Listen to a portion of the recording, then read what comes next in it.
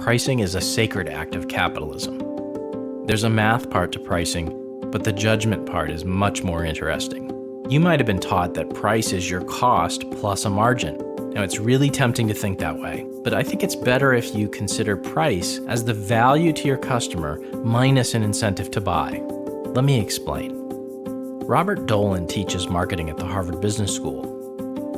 I think the very best thing he ever did was to describe a value-based approach to pricing. Dolan asks us to imagine a world where the cost to produce our product is somewhere greater than zero. Seems perfectly reasonable. Price should be set somewhere above cost. Also not a crazy idea. Now that gap matters a lot. It's the gross margin or the incentive to sell. You don't actually have a business without it. For Dolan, a different gap matters much more. It's the gap between price and perceived value.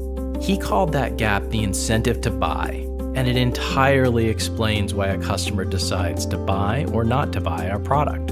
In Dolan's model, perceived value comes from a lot of the same intuitive and rational considerations that Kahneman and Tversky described in their work.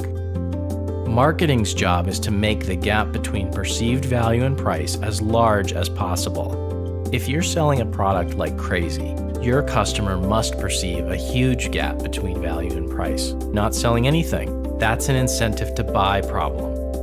And you don't fix that by lowering price. That's a cop-out and a one-way ticket to reducing value for your customer. Try raising perceived value instead. Add features to your product. Create tiered assortments, good, better, best. And improve the product marketing. Perceived value, after all, is a stew of intuition, rational analytics, and aversion to loss. Thank you, Robert Dolan. You really saved us from